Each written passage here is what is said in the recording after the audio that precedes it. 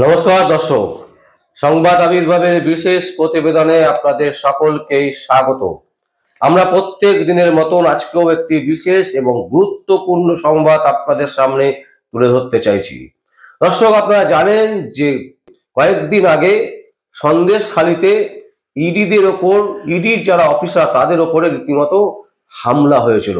সেই হামলা নিয়ে কিন্তু রাজ্য সরকার কোনো রকমের কোনো মন্তব্য করেননি, এমনকি কলকাতা পুলিশ বা রাজ্য পুলিশ প্রশাসন থেকেও কোনো রকম ভাবে কোনো হেলদোল নেই। এই ঘটনাতে রীতিমতো রাজ্য উত্তাল।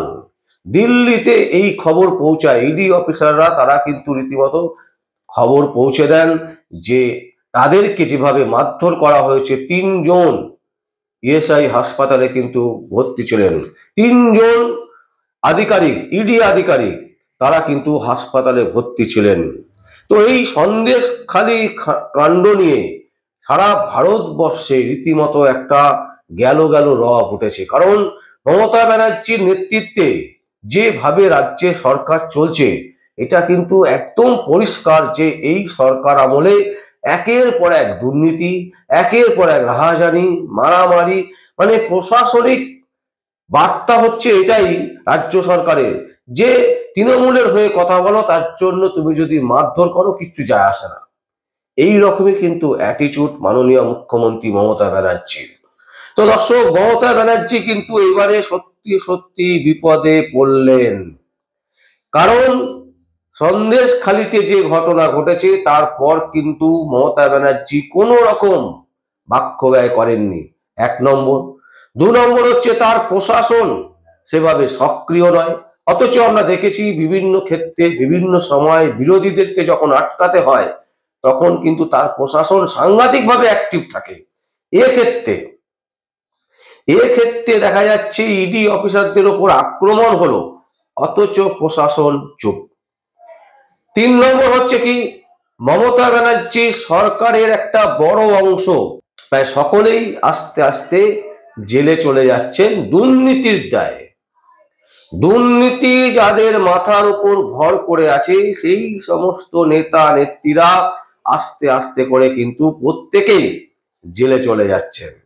এবং সেই জায়গা থেকেই মমতা ব্যানার্জির বিপদ কিন্তু আরো বড় হয়ে উঠলো। এই কারণেই, কারণ ইডি অফিসারদের উপরে আক্রমণ এবং সেই আক্রমণের কোনো রিয়াকশন মমতা ব্যানার্জির মুখে চোখে দেখা যায়নি, কোনো কমেন্টস তিনি করেননি। শুধু তাই নয়, তার দলের নেতা নেত্রীদেরকে দিয়ে বলাচ্ছেন যে ইডি অফিসাররাই ভুল করেছেন, যে কোনো সময় যে কোনো জায়গায় কেন জেরা করতে যাবেন, কেন তদন্ত করতে যাবেন, কেন জিজ্ঞাসাবাদ করতে যাবেন, এরকম নানান প্রশ্ন তার নেতা নেত্রীদেরকে দিয়ে তিনি বলাচ্ছেন। এই ঘটনাকে কেন্দ্র করে কলকাতা হাইকোর্টের বিজেপি সেলের একজন বিশিষ্ট আইনজীবী সুস্মিতা সাহা, তিনি একটি জনস্বার্থ মামলা করার জন্য কলকাতা হাইকোর্টে উপস্থিত হয়েছিলেন প্রধান বিচারপতির ঘরে।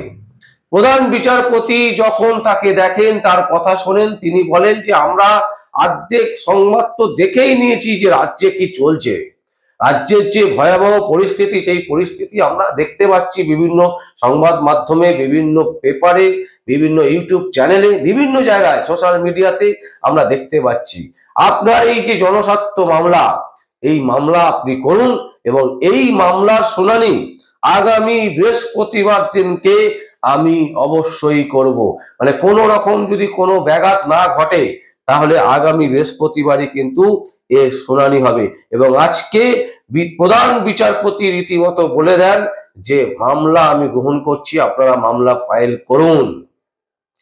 দর্শক ভাবুন, কলকাতা হাইকোর্টের প্রধান বিচারপতি তিনিও কিন্তু অবগত আছেন পশ্চিমবঙ্গ নিয়ে, তিনিও কিন্তু চোখের সামনে দেখতে পাচ্ছেন যে পশ্চিমবঙ্গে কি ধরনের বিশৃঙ্খলা চলছে।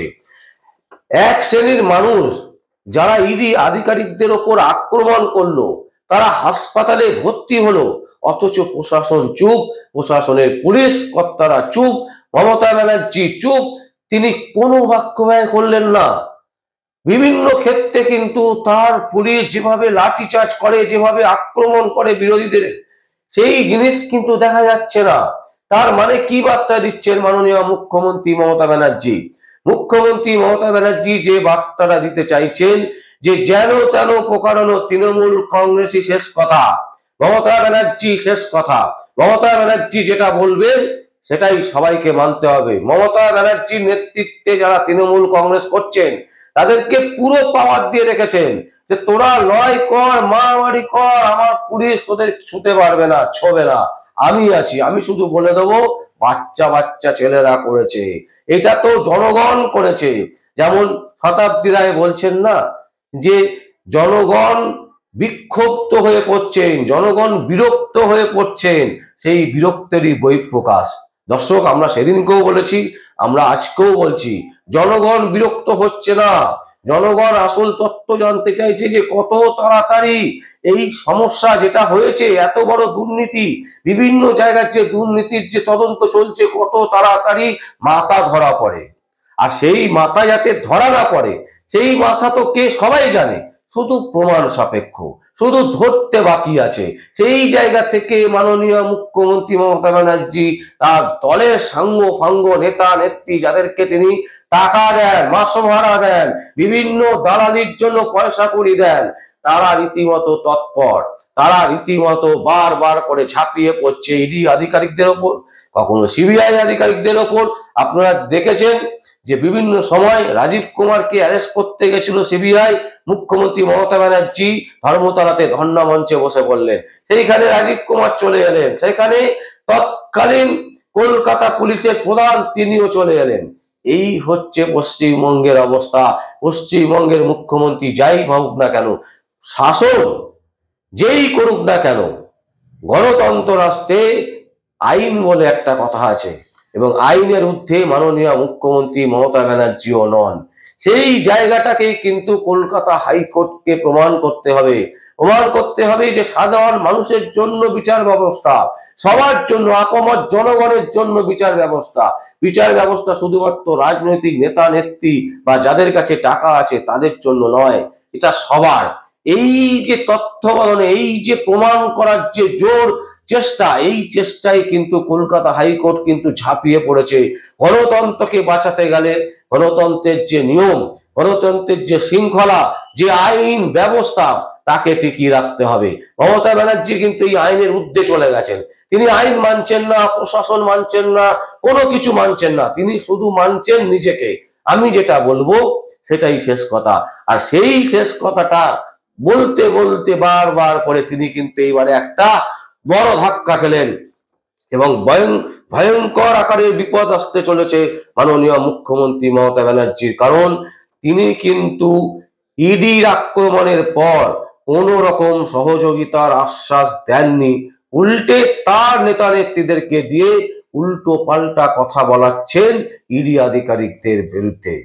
এই ঘটনা কিন্তু প্রধান বিচারপতির চোখ এড়ায়নি, তিনিও কিন্তু দেখেছেন, তিনিও কিন্তু বিষয়টা অনুধাবন করেছেন, তিনিও কিন্তু বিষয়টা বুঝতে পেরেছেন যে না, আর সময় দেওয়া যাবে না, এইবারে আইনের শাসন প্রতিষ্ঠা করতে গেলে নড়ে বসতে হবে। আর তাই আজকের যে বিশিষ্ট আইনজীবী সুস্মিতা সাহা, তিনি যখন তার এজলাসে গেলেন, তাকে কিন্তু পরিষ্কার বলে দিয়েছেন আপনি মামলা করুন, আগামী বৃহস্পতিবার এই মামলা শুনানি হবে, এবং এই মামলা শুনানি হলে কিন্তু একটা অনেক কিছু তথ্য আবার উঠে আসবে, এবং সেই কারণেই মমতা ব্যানার্জি কিন্তু বিপদে পড়তে চলেছে। চারিদিক থেকে বিপদ কিন্তু তাকে আস্তে আস্তে ঘিরে ধরবে, এটাই কিন্তু আমাদের মনে হচ্ছে, এবং আমরা যেভাবে অ্যানালিসিস করার চেষ্টা করছি তাতে কিন্তু এটাই পরিষ্কার। দর্শক, আপনাদের যদি কিছু বলার থাকে আপনারা অবশ্যই আমাদের কমেন্ট বক্সে কমেন্ট করবেন, আর দেখতে থাকুন পরবর্তী সংবাদ আবির্ভাবে। আমার নাম বিশ্বজিৎ পাল, সংবাদ আবির্ভাবের জন্য।